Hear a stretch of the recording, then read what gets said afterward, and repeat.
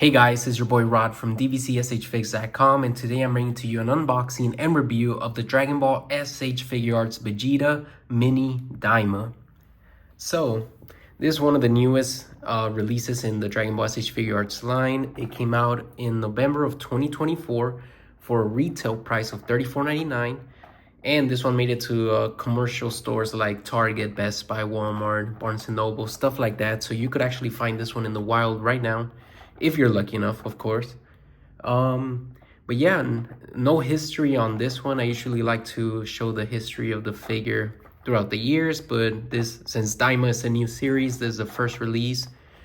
I'm kind of dreading that they're probably gonna do another release of this, but as a Super Saiyan, just the same way that they're doing with the mini Goku, you know. I wish it was all packaged in one figure. I mean, as you can see, the packaging is pretty empty, you know, a lot of plastic still available. So I was hoping that they would just do the base and the Super Saiyan forms, but I guess not. We'll have to wait for another $34.99 release. I'm on the road to 500 subscribers. When I hit 500 subscribers, I will be giving away this Son Goku Innocent Challenger, the Tamashii Nation store exclusive. So make sure you subscribe so that you make me hit that mark faster, and I could give this one to one of you. And who knows, it might even be you right now if you click subscribe. So yeah.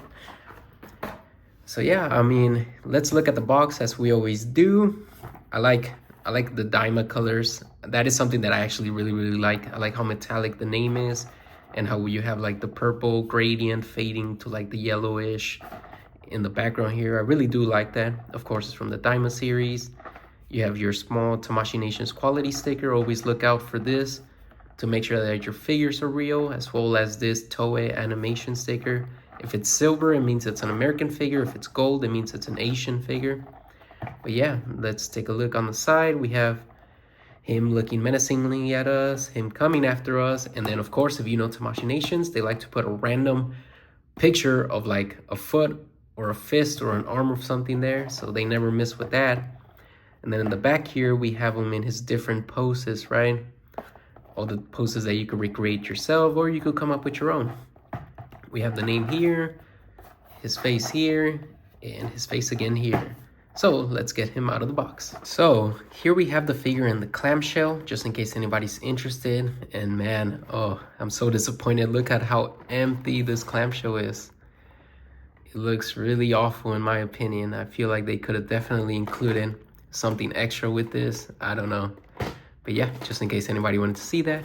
All right, so we're back. But before we get started, make sure to check out my website, DBZSHFIGS.com, where you will find a complete archive of every single release in the Dragon Ball S.H.Figuarts line. It is constantly being updated with new information, as well as all the new figures that are coming soon to the line. So make sure you check that out. So yeah, we're back, and we have our tiny Vegeta. So I didn't show this, but for whatever reason, mine, the head wasn't attached to the body, like right out of the package. I've never had that happen before, but yeah, so just watch out for that. But other than that, this is it's honestly funny.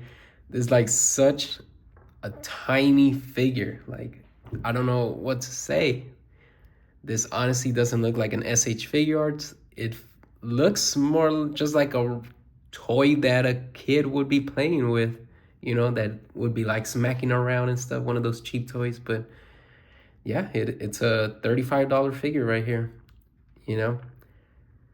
And then for the accessories, so right off the bat, he comes with this, I mean, I guess it's like a normal looking Vegeta. He's always like not happy, but he's just like basically just looking at you, right? And then it comes with this face that's more of a grinning, angry face. So that's cool. He comes with actually a smirking face, which is pretty good.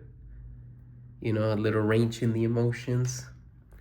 And then lastly, it's one with the mouth open, screaming something or throwing a ki blast. So that's pretty good. And then off the bat, he comes with, of course, the closed fist hands as usual. He also comes with a pair of martial arts hands. So that's cool. He also comes with a pair of open hands, like ki blast hands or stuff like that. Sorry if I drop them all over the place. These are so tiny. Like, Here's my finger. Here's my finger, and here's the hand. It's so tiny. And then lastly, we have a pair of semi-open hands, more like a Kamehameha hands, even though he doesn't do the move, but that's what I like to call these hands. And then other than that, he does come with a pair of crossed arms, which are different than normal because they're small. These ones actually attach to like the shoulder joints instead of just like the bicep joints like the big ones usually have. So they attach, and then you just tap this in here, and then you have your crossed arms, you see? I mean, I'd say it's pretty unique way of doing it. And then the last thing is a different set of hair, like a windswept hair. It's like going off to the side, whereas this one's just straight. This one's going off to the side.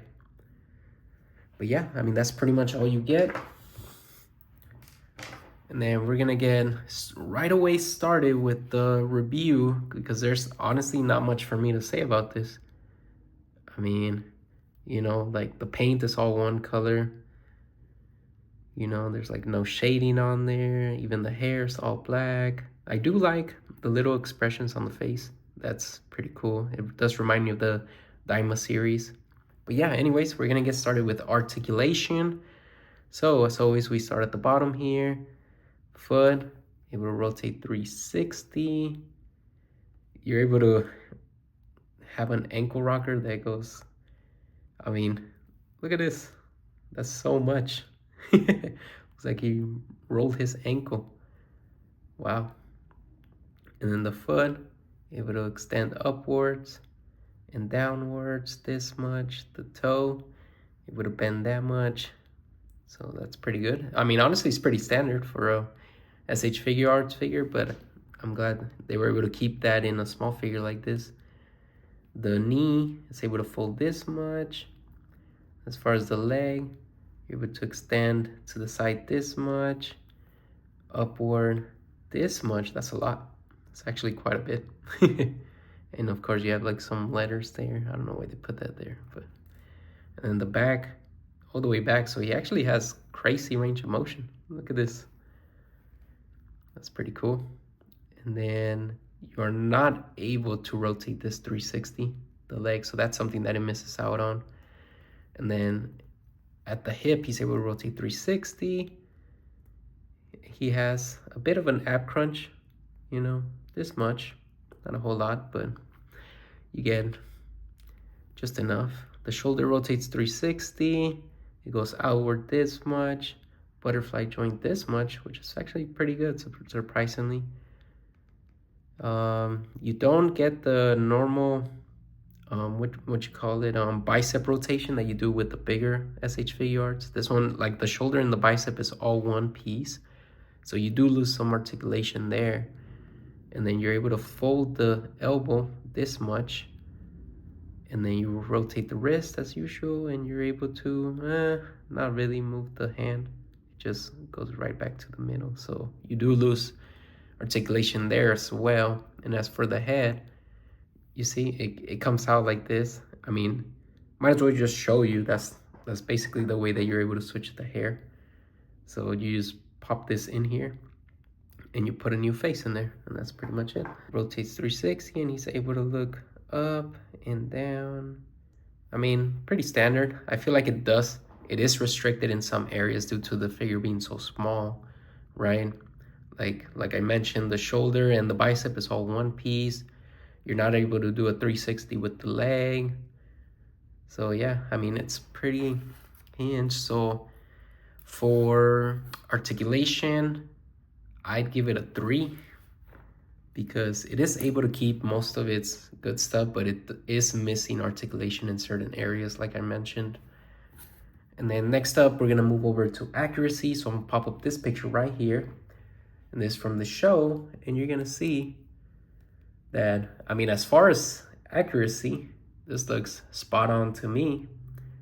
This is Vegeta from Daima, all right? And like I say, I mean, nowadays with how good Tamashii Nations is able to make these figures, I mean, Accuracy should be like an easy 5 for most figures, unless they really mess something up, which I don't see here, because honestly, the design from Daima are pretty simple, so it's hard to get them wrong, you know?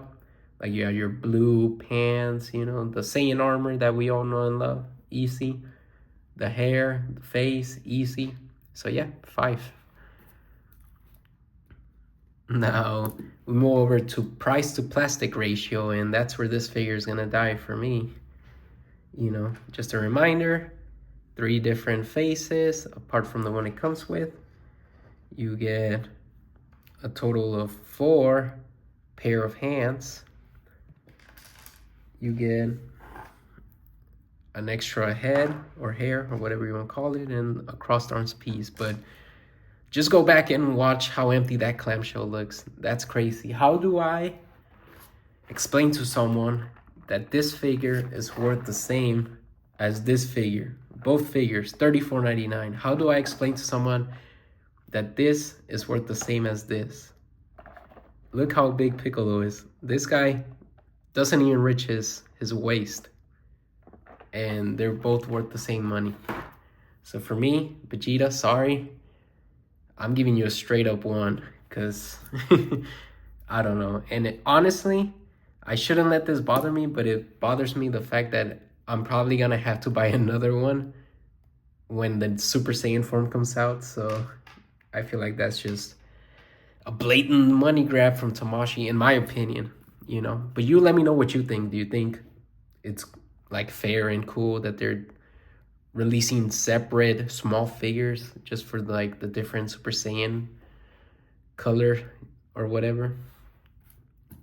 Anyways, we move over to scale. So scale for this one, I'm gonna pop up this picture right here. Let me just get him standing. And then we're gonna put him next to my buddy Goku here. No Saiyan raced on Earth today. I mean, according to the figure from the opening of Daima, they're basically the same height, or they should be. I mean, I would think Vegeta would be smaller, but based on what I'm seeing here, they're like the same height. So these guys, we go head to head. I mean, spot on. Perfect 5 for me on scale. Thank you, Goku. And then last but not least, we have shelf presence. So as always, I like to tell people there's the most biased part of the review.